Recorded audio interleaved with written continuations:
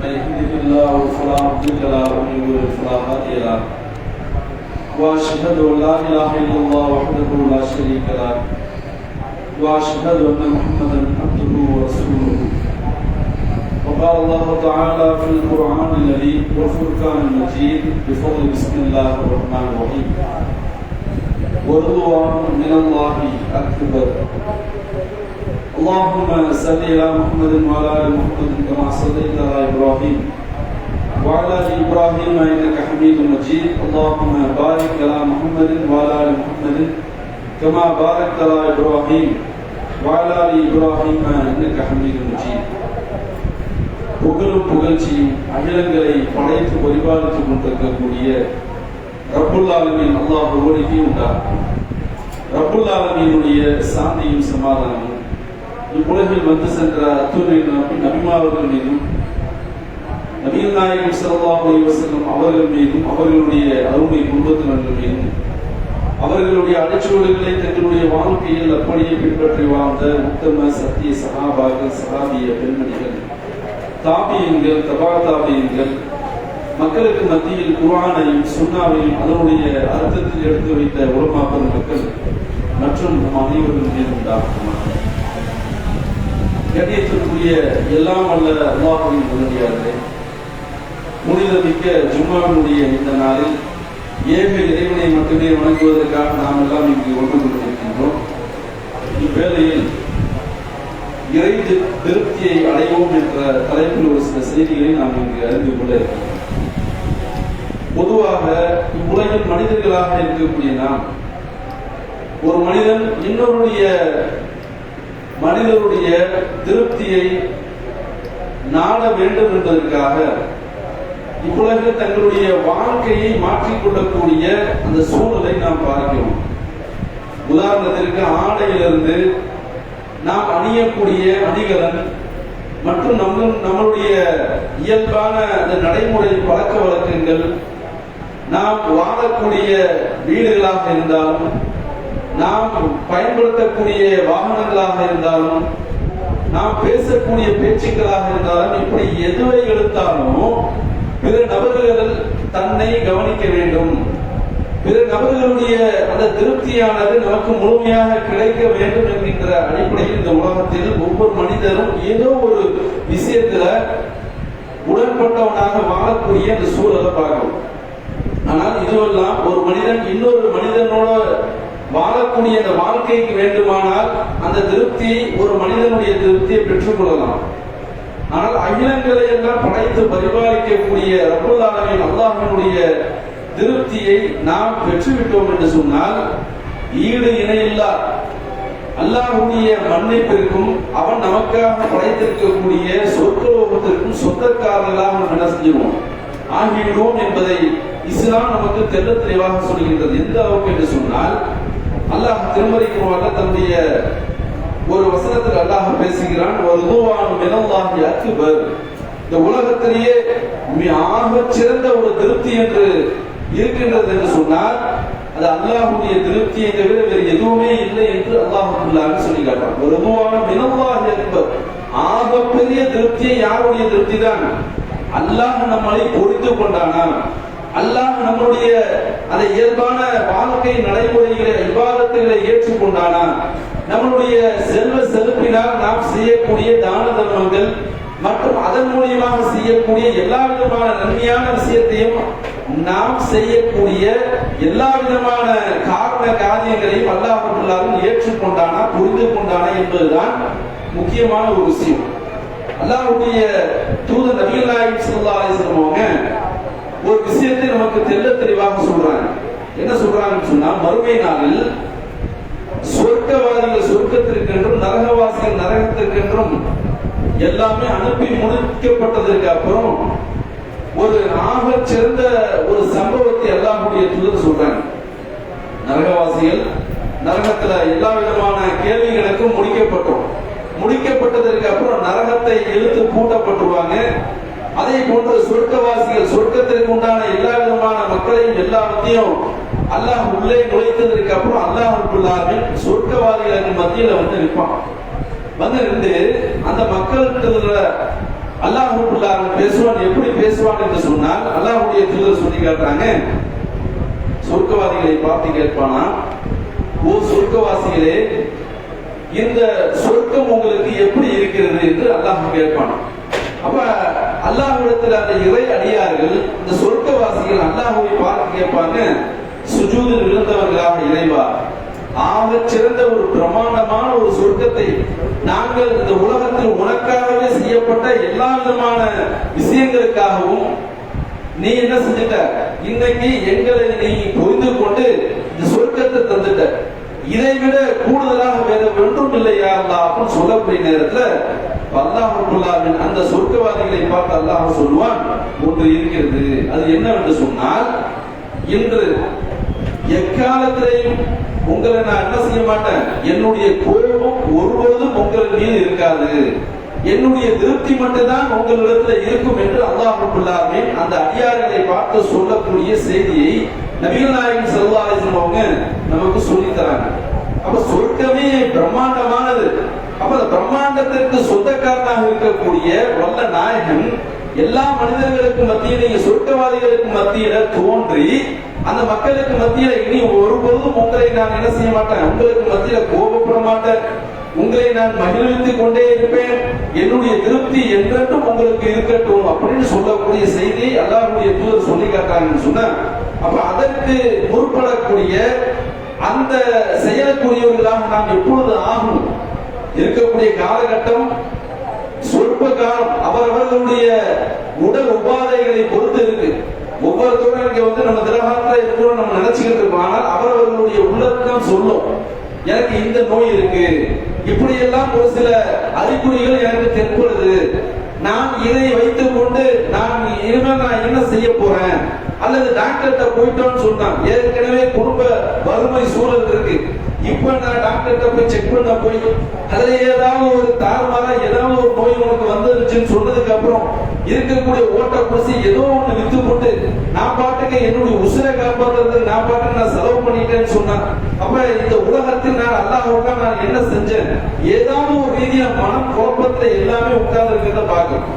பாருங்க, அல்லாஹ் தன்னுடைய திருமறையில ஒரு வசனத்துல சொல்லி காட்டா, எந்த அளவுக்கு என்று சொன்னால்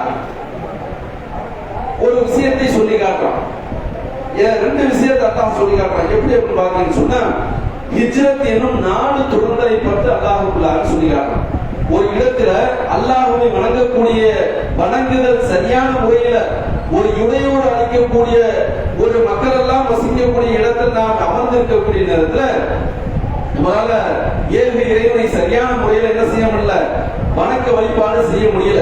அப்ப அந்த வணக்க வழிபாடு செய்வதற்கு தோதுவான ஒரு இடம் ஒன்று இருக்கின்றது என்று சொன்னால் அங்க போறதுக்கு பேரு தான் ஹிஜ்ரத். அப்ப அந்த ஹிஜ்ரத்தை மேற்கொள்ளக்கூடிய ஒரு வசனத்துல அல்லாஹ் சொல்லி காட்டுறான், வஸாபிகூன லப்பலூன மினல் முஹாஜிரீன வல் அன்சாரி வல்லதீன தபஊஹும் பிஇஹ்சான். அல்லாஹ் சொல்லி காட்டுறான், ஹிஜ்ரத் செய்தவர்களும் அன்சாரிகளையும் முந்தி சென்ற முதலாளர்களையும் நல்ல விஷயத்தில் அவர்களை பின்தொடர்ந்தவர்களையும் அல்லாஹ் பொறுத்து கொண்டான். அப்ப இந்த உலகத்தில் நம்ம பார்க்கிறோம், அல்லாஹ்வுக்கு மிக விருப்பமாக இருக்கக்கூடிய ஒரு செயல்பாடு இந்த உலகத்தில் என்ன அப்படின்னு பார்த்தீங்கன்னு சொன்னா, ஹிஜ்ரத் என்று சொல்லக்கூடிய துறந்து செல்லுதல், இருக்கக்கூடிய சொத்துக்கள், இருக்கக்கூடிய உயிர்கள், இருக்கக்கூடிய எல்லா விதமான விஷயத்தையும் ஒரு இடத்திலிருந்து இன்னொரு இடத்திற்கு போய் அந்த இடத்துல அல்லாஹ்வை நினைவு கூறக்கூடிய ஒரு சொல்லுக்கு பேர் தான் ஹிஜ்ரத் என்று சொல்லப்படும். அப்ப இதுல யாரை எல்லாம் அல்லாஹ் சொல்லி காட்டுறான்னு சொன்னா, அன்சாரிகளை சொல்லி காட்டுறான், முஹாஜிர்களை சொல்லி காட்டுறான். அப்ப இந்த முஹாஜிர்களுடைய வாழ்க்கையில நமக்கு என்ன படிப்பினை, அவர்களை அல்லாஹ் எப்படி புரிந்து கொண்டாங்க அப்படிங்கிறது தான் இன்றைய ஜும்மாவில் நாம் எடுத்துக்கொள்ளக்கூடிய ஒரு முக்கியமான விஷயமாக இருக்கிறது. அதற்கு தோதுவாக அல்லாஹ்வுடைய தூதர் நபிகள் நாயகம் ஸல்லல்லாஹு அலைஹி வஸல்லம் அவர்கள் ஏக தெய்வ கொள்கையை சொல்லக்கூடிய நேரத்துல முதலாக இஸ்லாத்தை தழுவியவர் யார் அப்படின்னு பாருங்கன்னு சொன்னா அபூபக்கர் சித்திக் ரலியல்லாஹு அன்ஹு. அப்ப அவங்களுடைய வாழ்க்கையை பார்த்தோம் என்று சொன்னால் அல்லாஹ்வுடைய தூதர் ஒரு கட்டத்தில் சொல்லி காட்டுறாங்க, இந்த இஸ்லாம் மக்களுக்கு மத்தியில் எடுத்து சொல்லக்கூடிய நேரத்தில் ஆரம்ப காலகட்டத்தில் யாருடைய பொருளாதாரம் எனக்கு ஆக சிறந்ததாக இருந்தது என்று சொன்னால் இந்த அபூபக்கர், இவருடைய செல்வம் தான் எனக்கு ரொம்ப கை கொடுத்துச்சு அப்படின்னு சொல்லக்கூடிய ஒரு விஷயத்தை மக்களுக்கு மத்தியில் சொல்றாங்க. ஒரு கட்டத்தில் அப்படி சொல்லக்கூடிய நேரத்துல அபூபக்கர் சித்திக் ரலியல்லாஹு அன்ஹு அழுகுறாங்க. ஏன் அழுகுறாங்க? அல்லாஹ்வுடைய தூதரே, என்னுடைய உயிராக இருந்தாலும் என்னுடைய செல்வமாக இருந்தாலும் எல்லாமே அல்லாஹ்வுக்காக தான் நான் அர்ப்பணிக்கிறேன். அந்த அர்ப்பணிப்பு குணம் நம்மளிடத்துல எல்லா மக்கள்கிட்டையும் வரணும். எந்த அளவுக்கு என்று சொன்னால், ஆரம்ப காலகட்டங்கள் இந்த நம்ம வாழக்கூடிய அவரவர், அதாவது ஒரு 80 நம்ம எடுத்துக்கணும், 1980 தௌஹீது இந்த மக்களுக்கு மத்தியில் பொதுமையாக இருக்கக்கூடிய காலகட்டத்தில் தௌஹீதை ஏற்றுக்கக்கூடிய சொற்ப நபர்கள்ல பாத்தீங்கன்னு சொன்னா விரல் விட்டு எண்ணக்கூடிய ஒரு சில ஊர்கள்ல மட்டும்தான் ஒவ்வொரு ஜிம்மாக்கள்ல பாத்தீங்கன்னு சொன்னா கைகள் விரல்கள் எல்லாம் உடைக்கப்பட்டு அவர்களுக்கு அடி உதைகளுக்கு ஆளாக்கப்பட்ட ஊர்ல, எல்லா ஊர்லயும் தமிழ்நாட்டில் பாத்தீங்கன்னு சொன்னா எல்லா ஊர்லயும் 1-2 பேர் ஊர்ல ஒரு 4-5 பேர் தான் அந்த அடிக்கும் உதைக்கும் ஊரை விட்டு விரட்டி அடிக்கக்கூடிய ஒரு சூழலுக்கும் காயப்படுத்தப்பட்டும் இருக்கக்கூடிய நபர்களை நம்ம பார்த்திருக்கோம். ஆனால் அதே போன்ற ஆரம்ப காலகட்டத்தில் இஸ்லாம் என்று சொல்லக்கூடிய ஒரு புதுமையான ஒரு விஷயத்தை அந்த மக்களுக்கு மத்தியில் எடுத்து சொல்லக்கூடிய நேரத்தில் வெறும் வாயை மட்டும் வச்சுக்கிட்டு என்ன பண்றது, ஒன்னும் பண்ண முடியாது. அல்லாஹ்வுடைய பொருளாதாரம் என்று சொல்லக்கூடிய பொருளாதாரத்தை அது செலவு செய்வதன் மூலமாகத்தான் இந்த இஸ்லாம் வளர்ந்தது என்று நாம் ஹதீஸ்ல பார்க்கிறோம். அப்ப அல்லாஹ்வுடைய தூதர் சொல்றாங்க, இந்த இஸ்லாம் வளர்வதற்கு முக்கிய காரணமாக இருக்கக்கூடிய ஒரு நபருடைய சொத்து என்று சொன்னால் நிச்சயமாக இந்த அபூபக்கர் அவர்களுடைய சொத்து தான் எனக்கு ஆகச் சிறந்ததாக இருந்தது என்று அல்லாஹ்வுடைய தூதர் சொல்லக்கூடிய இந்த செய்தியை பார்க்கும். அது மட்டுமா, இஸ்லாத்தில் வருவதற்கு முன்பதாகவே அபூபக்கர் சித்திக் ரலியல்லாஹு அன்ஹு அவர்களுடைய இயல்பான குணம் என்ன தெரியுமா? ஏழைகள் என்று சொன்னால் தன்னுடைய செல்வத்தை ஆகச் சிறந்த ஒரு தொழில் அதிபராக இருந்திருக்கிறாங்க. ஏழைதான் கிடையாது. குறைஷி இனத்தை சேர்ந்த அபூபக்கர் அவர்கள் ரொம்ப கஷ்டப்பட்டு ரொம்ப நொடிஞ்சு போய் உட்கார்ந்த ஆள்லாம் கிடையாது. ஆகச் சிறந்த தொழிலதிபராக மாபெரும் கொடை வள்ளலாக இருந்தாங்க. இந்த அளவுக்கு ஏழை எளிய மக்கள் கஷ்டப்படக்கூடியவர்கள் அனாதைகள் என்று சொன்னால் தன்னுடைய பொருளாதாரத்தை அள்ளி அள்ளி கொடுக்கக்கூடிய ஒரு மனப்பக்குவம். அவ இஸ்லாத்திற்கு வந்ததுக்கு அப்புறம் பார்த்தேன்னு சொன்னா அது அப்படியே 100 மடங்கு 1000 மடங்கு தன்னுடைய சொத்துக்கள் எல்லாம் அல்லாஹ்வுடைய பாதையில தெளிக்கக்கூடிய ஒரு விஷயத்தை பார்க்கணும். இன்னும் சொல்ல போனால் அவங்களுடைய வாழ்க்கையில ஆகச் சிறந்த ஒரு செயல்பாடு நடந்துச்சு. என்ன அப்படின்னு பார்த்தீங்கன்னு சொன்னா, தன்னுடைய, அதாவது இந்த மக்காவில் அடித்து புகைத்து ஊரை விட்டு அடித்து விரட்டப்படக்கூடிய இந்த சூழல்ல மதீனாவை நோக்கி எல்லாமே தஞ்சம் அடைகிறாங்க. அல்லாஹ்வுடைய தூதர் அறிவு செஞ்சுட்டாங்க. இங்கு இந்த சந்தர்ப்பத்தில் இறைவனை வணங்குவதற்கு உண்டான ஒரு சூழல் இப்பொழுது இல்லை. அதனால என்ன பண்ணுங்க, நீங்கள் எல்லாம் மதீனாவை நோக்கி நீங்கள் ஹிஜ்ரத் செய்யுங்க அப்படின்னு சொன்ன மாத்திரத்தில் எல்லாமே பாத்தீங்கன்னு சொன்னா இன்னைக்கு நம்மள அவரவர்களுடைய ஊரை விட்டு விட்டு வெளியூர் போயிருக்கிறீங்க, இப்பொழுது இங்க பாதுகாப்பு இல்லைன்னு சொன்னா நம்ம என்ன சொல்லுவோம், ஒண்ணு பொழுதியை விட்டு உட்கார்ந்துருவோம். ஓப்பா, இங்க ஆடம்பரமான வீடை கட்டிவிட்டு உங்க பேச்சுக்கு நான் வந்து வெளியூர் போடவா, இருக்கக்கூடிய லேண்டுகள் எல்லாம் முக்கியமான பேர்ல என்னுடைய பேர்ல நான் ரெஜிஸ்டர் செய்யப்பட்டிருக்கேன்.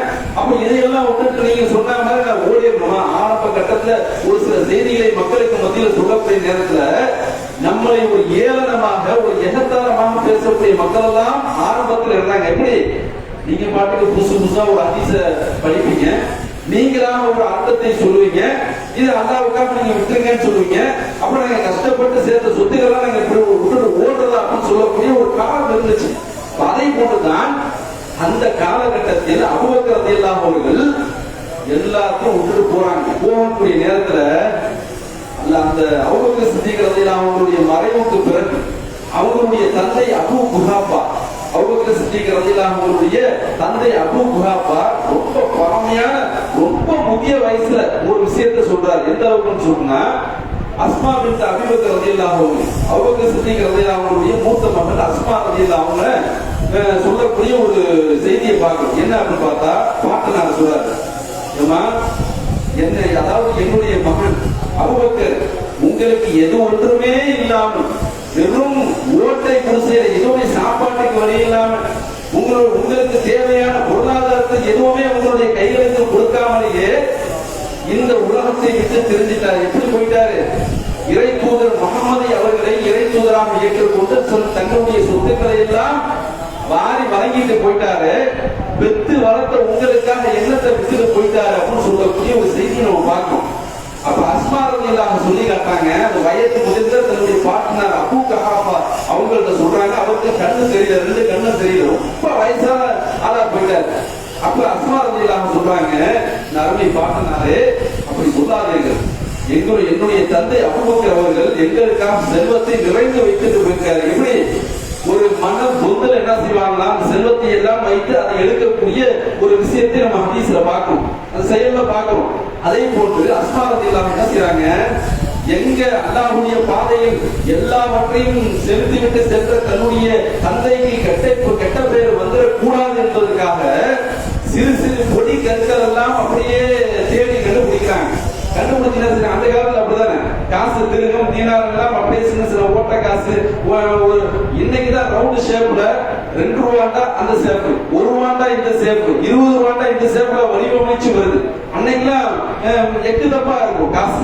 அப்ப அந்த மாதிரியான சிறு சிறு பொடி கற்களை எல்லாம் சேகரிச்சு அந்த பொருத்துல போய் அப்படியே கொட்டிட்டு தன்னுடைய பாட்டனார் அபூ குஹாஃபா அவங்களை அப்படியே அழைச்சிட்டு வந்து பாட்டனாரை வந்து இந்த பாருங்க, எங்களுடைய தந்தை இவ்வளவு செல்வத்தை விட்டுட்டு போயிருக்காரு அப்படின்னு அவர் கண்ணு தெரியாம அப்படியே தழுவுறாரு. ஆமா ஆமா அல்ஹம்துலில்லாஹ், சரி ஓகே நல்லதுதான். அப்ப எந்த அளவுக்கு பாருங்க, தன்னுடைய பொருளாதாரம் எல்லாவற்றையும் இஸ்லாத்திற்கு வருவதற்கு முன்புதான் மல்லி தெளித்த கை, இஸ்லாத்திற்கு வந்ததற்கு அப்புறம் நாடு துரத்தல் என்று சொல்லக்கூடிய அந்த ஹிஜ்ரத் என்று சொல்லக்கூடிய செயல்பாடு இருக்கு.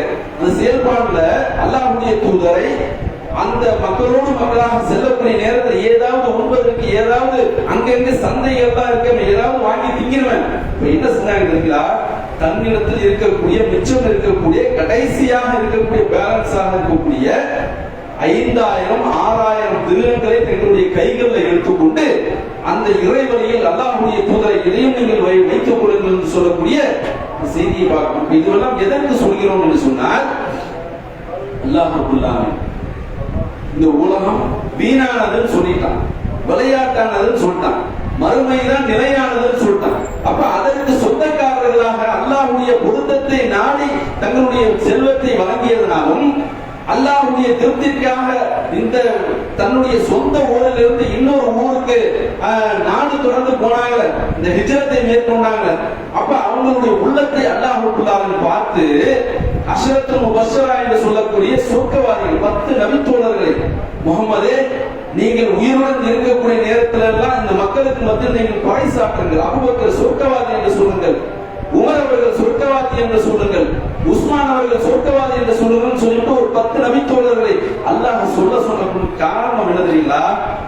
அவர்களுடைய இயல்பான குணம் ஒன்று, அவர்கள் சம்பாதித்த செல்வத்தை எல்லாம் தன்னுடைய குடும்பம் நாம் செத்ததுக்கு அப்புறம் தாக்கு பிடிக்கிறது அப்படிங்கிற ஒரு சிந்தனை இருந்தாலும் அல்லாஹ் பார்த்து போடுவாங்க அப்படின்னு சொல்லிட்டு அல்லாஹ்வுடைய பாதையில தூக்கி போட்டாங்க. அல்லாஹ்வுடைய பாதையில செல்வத்தை தூக்கி எறிந்தார்கள். அல்லாஹ்வுடைய திருப்தியை நோக்கி மட்டுமே தன்னுடைய இந்த உலக வாழ்க்கையை அமைத்துக் கொண்டாங்க. அப்ப அப்படிப்பட்ட வாழ்க்கையை நாம் இந்த உலகத்தில் வாழ்கிறோமா? அள்ளி கொடுக்க சொன்னா நம்ம என்ன செய்யறோம்? கிட்டி கொடுத்துட்டு உட்கார்ந்து. அல்லாஹ்வுடைய தூதர் காலத்தில் சஹாபாக்கள் அள்ளி கொடுத்தார்கள். எவ்வளவோ சஹாபாக்களுடைய வரலாறுகளை ஓடிட்டு காட்டிக்கிட்டே போன அல்லாஹ்வுடைய பாதையில அதற்கு அடுத்த மாதிரி அள்ளி தெரிச்ச மிகப்பெரிய ஒரு தொழிலதிபர் என்று சொன்னார் அப்துர்ரஹ்மான் இப்னு அவ்ஃப் ரலியல்லாஹு அன்ஹு.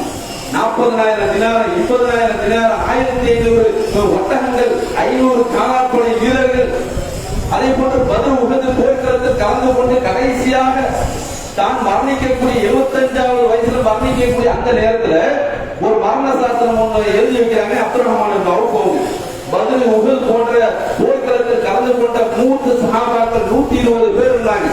அப்ப அந்த நேரத்துல ஒவ்வொரு சஹாபாக்களுக்கும் நீங்க என்ன செய்யுங்க, 500 பொற்காசுகளை நீங்கள் கொடுத்துருங்க, நான் இறந்து போனதுக்கு அப்புறம் அப்படின்னு சொல்லிவிட்டு அல்லாஹ்வுடைய பாதையில கொடுத்ததுக்கு அப்புறம் இந்த அன்சாரிகள் முஹாஜிர்களுக்கு அள்ளி தெளிக்கக்கூடிய ஒரு விஷயத்தை பார்க்கணும். எல்லாமே அல்லாஹ்வுடைய பாதை தான். இந்த உலகத்தில் எங்களுக்கு தேவையில்லை.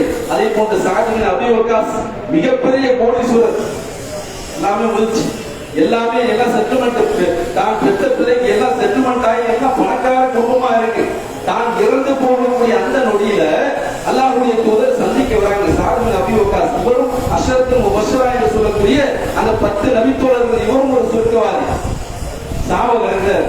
இந்த சக்கராத்துடைய நிலைமையில அல்லாஹ்வுடைய தூதரே எனக்கு செல்வம் தாறுமாறாக பெருகிவிட்டது, இந்த செல்வத்தை அல்லாஹ்வுடைய பாதையில் நான் கொடுக்கிற வைத்துக் கொள்ளுங்கள் என்று சொல்லக்கூடிய நேரத்தில் அல்லாஹ்வுடைய தூதர் சொல்றாங்க, பிறரிடத்தில் கையேற்றக்கூடிய அளவுக்கு உங்களுடைய குழந்தைகளை நீ ஆளாக்கி விட்டா போயிடாதப்பா, உன்னுடைய பிள்ளை பிறந்த கொஞ்சம் எழுதுவை அப்படிங்கிற அல்லாஹ்வுடைய அல்லாஹ்வுடைய தூதரை ஆல்ரெடி நான் செட்டில்மெண்ட் பண்ணிட்டேன். எல்லாமே முடிஞ்சதுக்கு அப்புறமும் பொருளாதாரம் அப்படி குமிஞ்சு கிடக்கு. நீங்கள் அல்லாஹ்வுடைய பாதையை எடுத்துக்கொள்ளுங்கள் என்று சொல்லக்கூடிய அந்த செய்தியை பார்க்கணும். இதுவெல்லாம் பாத்தீங்கன்னு சொன்னா அல்லாஹ்வை பொறுத்து கொண்டு சஹாபாக்களுடைய பட்டியல்கள் இன்னும் நீண்டு கொண்டே போகுது. ஜும்மாவை சொல்ல முடியாது. அப்ப இதுவெல்லாம் எதற்கு என்று சொன்னால் நாளை வறுமை நாளில் சொர்க்கம் என்று அதாவது சிறந்ததை விட ஆகச் சிறந்தது அல்லாஹ்வுடைய திருப்தி மட்டும்தான் என்பதை நினைத்துக் கொண்டு அவர்கள் எல்லாம் தங்களுடைய உயிரையும் தங்களுடைய பொருளாதாரத்தையும் தங்களுடைய நாடு துறந்தல் என்று சொல்லக்கூடிய ஹிஜ்ரத்தையும் அவர்கள் மேற்கொண்டார்கள் என்பதை நம்ம இந்த ஹதீஸில் பார்க்கிறோம். அப்ப அந்த அடிப்படையில் இந்த உலகத்தில் அவர்கள் மட்டும்தான் இப்படிப்பட்ட ஹிஜ்ரத்தை மேற்கொண்டார்கள் அப்படின்னு பார்த்தீங்கன்னா எவ்வளவோ பெண் சஹாபிய பெண்மணிகள் எல்லாம் போயிருக்காங்க. அதுல ஒரு சஹாபிய பெண்மணி யார் அப்படின்னு பார்த்தீங்கன்னு சொன்னா அஸ்மா பின்த் உமைஸ் என்று சொல்லக்கூடிய ஒரு நபி தோழியர். இவங்க பாத்தீங்கன்னு சொன்னா ஆரம்ப கட்டத்தில் இவங்களுடைய பூசை யார் அப்படின்னு பார்த்து கணவர் யார் என்று சொன்னா ஜாஃபர் பின் அபி தாலிப். அவங்க ஆரம்ப கட்டத்தில் இஸ்லாத்தை தழுவியதற்கு அப்புறம் எதிரிகளின் மூலமாக அந்த அளவுக்கு நச்சரிக்கப்பட்டு துன்பத்தில் ஆளாக்கப்பட்டு ஹபஷா என்று சொல்லக்கூடிய நாட்டிற்கு தானும் தன்னுடைய கணவரும் ஏகப்பட்ட மக்களோடு அகதிகளாக போறாங்க. அங்க போனா ஒரு நாள் 2 நாள், ஒரு மாதம், ஒரு வருடம், 2 வருடம் கிடையாது, 14 வருஷம் ஹபஷால ஒரு பெண் என்ன செய்யறாங்க, அல்லாஹ்வுடைய மார்க்கத்தை மேலோங்க செய்யணும், அல்லாஹ்வுடைய மார்க்கத்தை பின்பற்றணும் அப்படிங்கறத தன்னுடைய சொத்துக்களை எல்லாம் மக்காவில விட்டு துறந்து விட்டு 14 வருஷம் போய் அங்க கறக்காங்க. கறந்ததுக்கு அப்புறம் மறுபடியும் அல்லாஹ்வுடைய தூதர் தேர்ந்து அழைப்பாளர் வந்து சொல்றாரு, இப்பொழுது வாருங்கள் என்று சொல்லக்கூடிய நேரத்தில் எல்லாம் படப்படையா வராங்க. வந்ததுக்கு அப்புறம் ஒரு விஷயம் நடக்குது. எப்படின்னு பார்த்தா உமர் ரலியல்லாஹு அன்ஹு அவங்களுடைய பிள்ளை ஹப்ஸா அவங்கள்ட்ட கேட்கிறாங்க, ஒரு பெண் பேசிட்டு இருக்காங்க. உடனே உமர் கேட்கிறாங்க, தங்களுடைய மகள்கிட்ட கேட்கிறாங்க, அந்த பெண்மணி யார் அப்படின்னு கேட்கிறாங்க.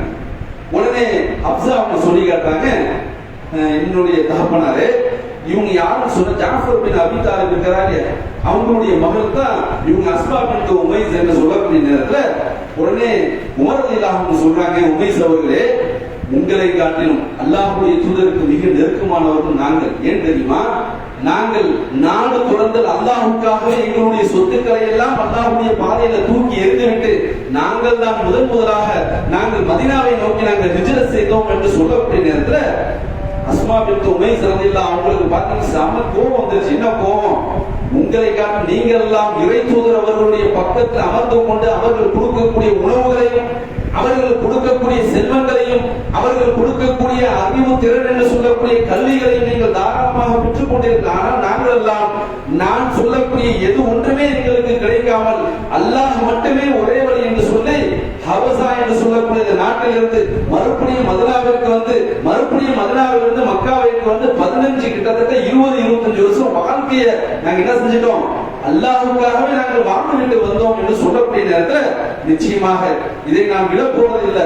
நிச்சயமாக இந்த விஷயத்தை நீங்கள் சொல்லக்கூடிய இந்த செய்தியை அல்லாஹ்வுடைய தூதருக்கு நான் கண்டிப்பாக நான் முறையிடுவேன் என்று சொல்லிட்டு அல்லாஹ்வுடைய தூதர்கிட்ட போறாங்க. அல்லாஹ்வுடைய தூதர் அவர்களே, உமர் அவர்கள் ஏதோ தாங்கள் தான் உங்களுக்கு மிகச் சிறந்தவர்கள் என்று அவர் எங்களை மட்டம் தட்டுவதை போன்று எங்களை ஒதுக்குகிறார் என்று சொல்லக்கூடிய நேரத்தில் ரசூல் ஸல்லல்லாஹு அலைஹி வஸல்லம் அவர்கள் சொல்றாங்க, உமர் அவர்களே, உங்களை காட்டிலும் இந்த அஸ்மா பின்த் உமைஸ் இருக்காங்களே, இவர்கள் தான் எனக்கு மிகவும் நெருக்கமானவர்கள். ஏன்? அல்லாஹ்வுக்கு பிடித்தமாக இருக்கக்கூடிய தங்களுடைய பொருளாதாரத்தை எல்லாம் விட்டொழிந்து விட்டு நாடு துறந்து செல்லக்கூடிய ஹிஜ்ரத் இருக்க, அதை நீங்கள் எல்லாம் ஒரு டைம் தான் நீங்க செஞ்சிருக்கீங்க. ஆனால் இவர்கள் ஒரு பெண்ணாக இருந்து கொண்டு 2 தடவை செய்ததன் காரணத்தினால் இவர்கள் தான் எனக்கும் அல்லாஹ்வுக்கும் மிக நெருக்கமானவர்கள் என்று சொல்லக்கூடிய இந்த செய்தியை பார்க்கிறோம்.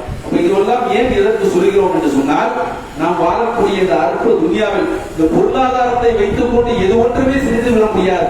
ஆனால் நன்மை ஒன்றை மட்டும் இலக்காக நாம் இந்த பொருளாதாரத்தை நாம் அமைத்துக் கொண்டோம் என்று சொன்னால் நிச்சயமாக இம்மையிலையும் நமக்கு நன்மையை தருவான், மறுமையிலும் நமக்கு சொர்க்கம் கிடைக்கும். அப்படிப்பட்ட சொர்க்கம் கிடைக்கக்கூடிய நன்மக்களாக அல்லாஹ் ரப்பல் ஆலமீன் உங்களையும் என்னையும் ஆக்கி அருள்வானாக என்று கூறி எனது இந்த முதல் அமரை நிறைவு செய்கிறேன்.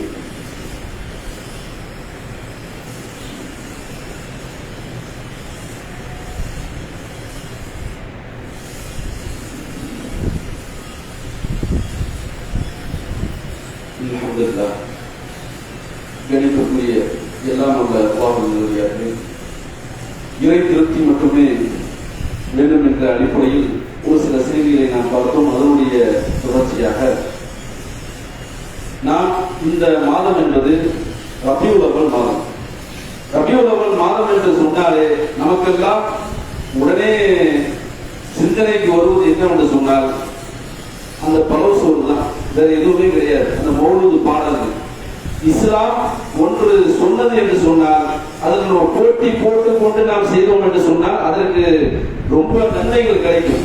ஆனால் இஸ்லாத்துல இல்ல, நபி ஸல்லல்லாஹு அலைஹி வஸல்லம் அவர்களும் அங்கீகரிக்கிற ஏனைய சஹாபாக்கள் யாராவது ஓதினார்களா என்றால் அதுவும் கிடையாது. அதை பாருங்க, மிகப்பெரிய ஒரு இணை வைப்பு அல்லாஹ் தந்தை குர்ஆன்ல சொல்றான், இந்த ஷிர்கல முல்குன் அதீம், நிச்சயமாக இணை கற்பித்தல் என்பது மாபெரும் சிறந்த அநீதி.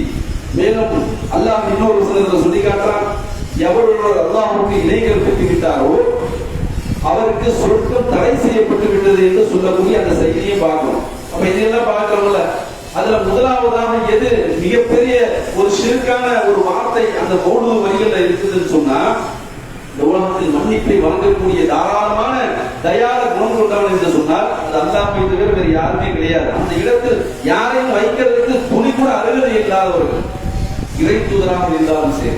ஆனால் அந்த மௌலூது வரிகள்ல பார்த்தோம்னு சொன்னா, அந்த கஃபார் உஹதாயா வதுனூபில் மூபிகாத்தி, அந்த கஃபார் உஹதாயா, நபியே நீங்கள் தான் எங்களுடைய பாவத்தை மன்னிக்கக்கூடிய தயார குணம் உடையவர்கள். வதுனூபில் மூபிகாத்தி, அல்லாஹ்வுடைய தூதரே எப்படிப்பட்ட அந்த பாவங்கள் தெரியுமா? அழித்தொழிக்கக்கூடிய இணை வைப்பு, ஆபத்து, அதாவது விபச்சாரம், அதை போன்று கொலை, கொள்ளை, கற்பழிப்பு என்று எதுவெல்லாம் பெரும் பாவங்களாக இந்த உலகத்தில் நீங்கள் கோரித்து காட்டுகிறீர்களோ, வதுனூபில் மூபிகாத்தி, அப்படிப்பட்ட அழித்தொழிக்கக்கூடிய பாவத்தை எல்லாம் மன்னிக்கக்கூடியவர்கள் தாங்கள் என்றோ என்று மௌலூது வரிகளை படித்துக் கொண்டு அல்லாஹ்வை அன் மஸாஜிதில் இல்லாஹி ஃபலா ததுஉ மஅல்லாஹி அஹதா, அல்லாஹ்வுடைய பள்ளிவாசல் அவனுடைய பெயரை தவிர வேறு யாருடைய பெயருக்கும் தகுதி இல்லாத மக்களை எல்லாம் அல்லாஹ்வுடைய இடத்துல வேறு யாராவது நபிமார்களை வைத்தாலும் எனக்கு பிடிக்காது என்று சொல்லக்கூடிய அல்லாஹ்வுடைய இல்லத்தில் அல்லாஹ்வுடைய தூதர் எந்த ஏகத்துவ கொள்கையை மக்களுக்கு மத்தியில் சொல்ல வந்தாங்களோ அந்த கொள்கையெல்லாம் தன்னுடைய காலனை மண்ணில் போட்டு மிதித்தவர்களாக அந்த பதிலை பாடியிருக்காங்கல்ல. பாடியது மட்டுமல்லாமல் கபூருக்கு என்று சொல்லக்கூடிய அந்த ஒரு விஷயத்தை கொடுக்குறாங்க. அல்லாஹ் திருமறைக்குமான சொல்லி காட்டா, இன்னமா ஹர்ரம அலைக்குமுல் மைத்தத வத்தம வலஹமல் ஹின்ஸீர் வமா உஹில்ல பிஹி லிகைரில்லாஹ், அல்லாஹ் உங்களுக்கு 4 விதமான செயல்களை திருமறைக்குமான தடை செய்யலாம். முதலாவது என்ன? அதே போல அதாவது பன்றியினுடைய இறைச்சி, அதை போன்று தானாக செலுத்தவை, அதை போன்று ரத்தம், அதை போன்று அல்லாஹ் அல்லாதவர்களுக்காக பூஜிக்கப்பட்டவை, அல்லாஹ் அல்லாதவர்களுக்காக சத்தமிடப்பட்டவை, அல்லாஹ் அல்லாதவர்களுக்காக நல்ல சாப்பாடு உணவுகளை தயார் செய்யப்பட்டவை என்று அல்லாஹ் தன்னுடைய திருமறையில் சொல்கிறார். அப்ப அதையெல்லாம் சாப்பிட்டோம் என்று சொன்னால் அல்லாஹ்வுக்கு பிடிக்காத ஒரு மாதிரிய ஒரு அநீதி, அதை சாப்பிட்டவர்களும் அதற்காக அங்கீகாரம் கொடுத்தவர்களும் அதற்காக ஒத்துழைப்பு கொடுத்தவர்களும் அதற்காக காசுகளை செலவழிக்கக்கூடியவர்கள் நாளை மறுமையில் எங்கே இருப்பார்கள் என்று சொன்னால் நிலையான நரகத்தில் தான் அவர்கள் தங்க வைக்கப்படுவார்கள் என்கின்ற ஒரு செய்தி சொல்லி காட்டுறான். அப்ப அந்த அடிப்படையில் அப்படிப்பட்ட ஒரு பாவமான காரியத்தை நாம் என்ன செய்யணும்? தவிர்த்து கொண்டு இந்த உலகத்தில் நம்முடைய வாழ்க்கையை அல்லாஹ்வுக்கு பிடித்தமான, அல்லாஹ் பொருந்து கொள்ளக்கூடிய வாழ்க்கையில நாம் பயணிக்கிறதுல நம்ம துணி கூட என்ன செய்யக்கூடாது, சஞ்சலம் அடைந்து விடக்கூடாது. அது மட்டுமல்லாமல் உங்களுடைய ஜமாத் என்பது இந்த உலகத்தில் தமிழகத்தில் பார்த்தீங்கன்னு சொன்னா இருக்கிற ஜமாத்துல இந்த ஏகத்துவத்தை மக்களுக்கு மத்தியில் போல்டாக எந்த ஒரு நெறிமுஸ்லிமும் இல்லாமல் அட்ஜஸ்ட்மெண்ட்டும் இல்லாமல் எடுத்த யாராக இருந்தாலும் என்ன செய்யுது, இதுதான் குர்ஆன் வசனம் அப்படிங்கிறத தூக்கி போட்டு நீங்கள் இதன் மூலியமாக கோபித்துக் கொண்டாலும் சரி, அல்லது நீங்கள் பொருளாதாரம் தர மறுத்தாலும் சரி, இதுதான் ஹக்கு என்று சொல்லக்கூடிய ஒரு ஜமாத்தில் பயணிக்கக்கூடிய நபர்களாக இருக்கிறோம். அப்ப அந்த ஜமாத்தினுடைய குடும்ப தலைமையாக இருக்கக்கூடிய மாநில தலைமை, அப்ப அந்த மாநில தலைமையை பார்த்தீங்கன்னு சொன்னா ஒரு வருடத்திற்கு தேவையான நம்மளுடைய வீட்டுல எப்படி ஒரு லிஸ்ட போடுவோம், இப்படிப்பட்ட லிஸ்டுகளை போட்டு ஒரு மாசத்திற்கு உண்டான ஒரு குடும்ப வரவு செலவு கணக்க போட்டு ஓட்டுவோம். அதை போன்று ஒரு வருட காலத்துல இருக்கக்கூடிய எல்லா விதமான நற்பணிகள் எல்லாம் ஆக சிறந்ததாக ஓடிக்கிட்டு இருக்கு, நாம் எல்லாம் அறிந்த விஷயம். அப்ப அதற்கெல்லாம் ஆரம்ப கட்டத்தில் நான் சொன்ன அந்த செய்தி அல்லாஹ்வுடைய தூதர் சொன்னாங்க, இஸ்லாம் தோன்றான் மக்களுக்கு மத்தியில ஏகத்துவத்தை எடுத்து சொல்லக்கூடிய நேரத்தில் அதற்கு பக்கபலமாக இருந்த ஒரே ஒரே ஒரு சோர்ஸ் என்ன அப்படின்னு பாத்தீங்கன்னு சொன்னா இந்த அபூபக்கர் ரலியல்லாஹு அவங்களுடைய பொருளாதாரம் தான் எனக்கு சப்போர்ட்டாக இருந்ததுன்னு சொன்னாங்க. அந்த அடிப்படையில் உங்களுடைய பொருளாதாரத்தை இன்ஷா அல்லாஹ் அடுத்த வாரம் ஜும்மாவினுடைய மாநில வசூல் என்பது நம்முடைய குடும்ப தலைமையாக இருக்கக்கூடிய மாநில தலைமைக்கு நாம் அல்லாஹுக்காக அல்லாஹுடைய திருப்தியை நாடி அதிகமாக பொருளாதாரத்தை போட்டு நாளை வறுமை நாள் அதற்குண்டான நன்மைகளின் மூலமாக சொர்க்கம் செல்லக்கூடிய நன்மைகளாக அல்லாஹ் உங்களையும் என்னையும் ஆக்கி அனுப்புவானாக என்று கூறி இந்த உரையை நிறைவு செய்கிறேன். வாஹ் தவானா அல்ஹம்துலில்லாஹி ரப்பில் ஆலமீன். அஸ்ஸலாமு அலைக்கும் வரஹ்மத்துல்லாஹி வபரகாத்துஹு.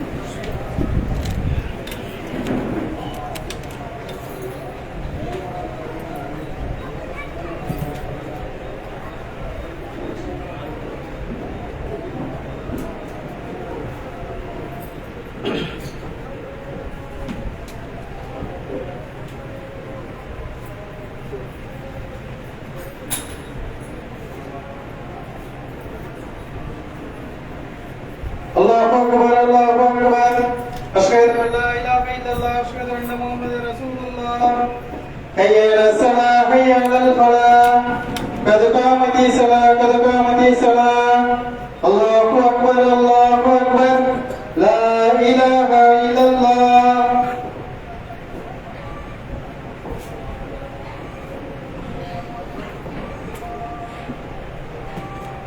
உங்களுடைய சொற்களை நேரமும் நெருக்கமாகவும் மாற்றிக் கொள்ளப்படும்.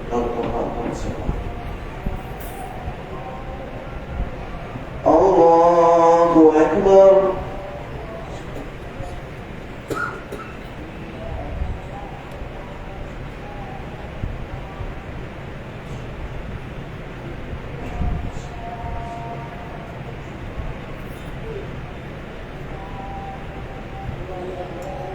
الحمد لله رب العالمين الرحمن الرحيم مالك يوم الدين إياك نعبد وإياك نستعين اهدنا الصراط المستقيم صراط الذين أنعمت عليهم غير المغضوب عليهم ولا الضالين. آمين. سبح اسم ربك الأعلى الذي خلق فسوى والذي قدر فهدى والذي يبرز المرعى وجعله صاعا سنقرئك فلا تنسى إلا ما شاء الله إنه يعلم الجهر وما يخفى ونيسرك لليسرى فذكر بالنبات ذكرى سيذكر من يخشى ويتجنبها الأشقى الذي يصلى النار الكبرى ثم لا يموت فيها ولا يحيا قد أفلح من تزكى وذكر اسم ربه فصلى بل توصلون الحياة الدنيا والآخرة خير وأبقى إن هذا لفي صحف الأولى صحف إبراهيم وموسى. الله أكبر.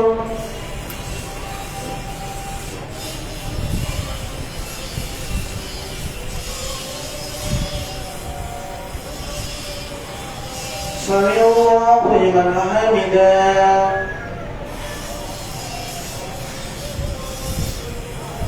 الله أكبر.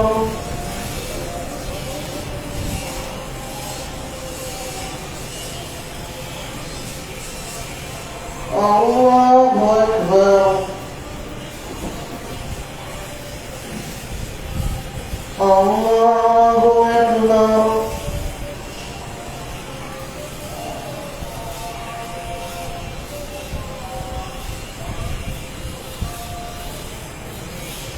الله أكبر.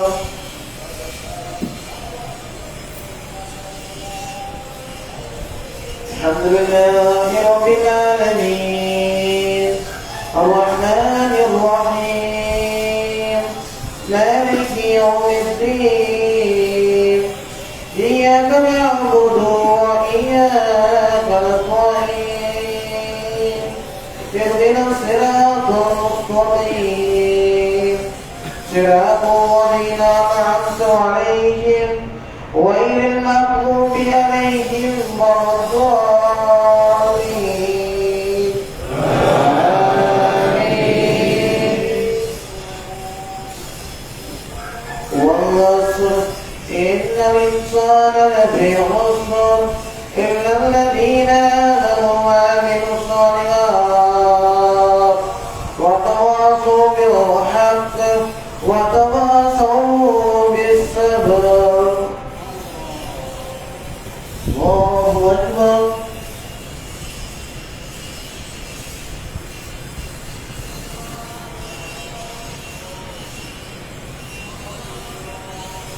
سمع الله لمن حمده. الله أكبر.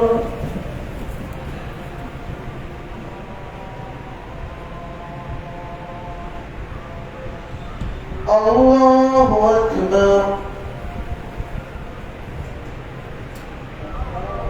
الله أكبر.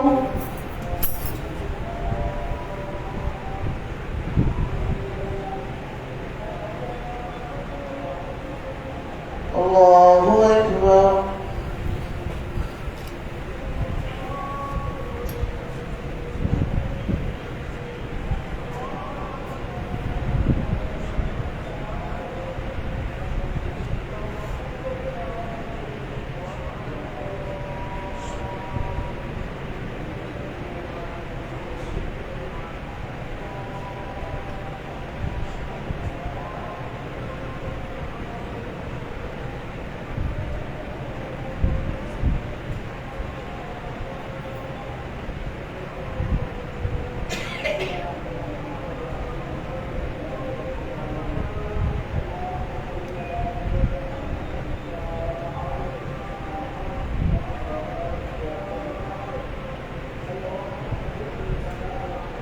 السلام عليكم ورحمة الله. السلام عليكم ورحمة الله.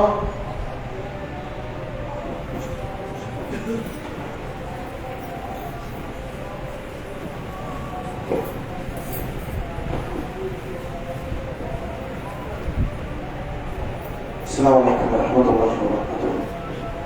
இன்னார்ந்த சகோதர சகோதரிகளே, இன்ஷா அல்லாஹ் நாளை மக்தப் மதரசாக்கான பெற்றோர்கள் சந்திப்பு நிகழ்ச்சி நடைபெற உள்ளது நம்முடைய கிளையில். இந்த நிகழ்ச்சியானது சரியாக அசருக்கு பிறகு 4 மணி அளவில் நடைபெறும். முக்கியமாக இதில் பெற்றோர்கள் அவசியம் கலந்து கொள்ளுமாறும் மற்றும் சகோதர சகோதரிகள் கலந்து கொள்ளுமாறும் அன்போடு கேட்டுக்கொள்கின்றோம். அஸ்ஸலாமு அலைக்கும்.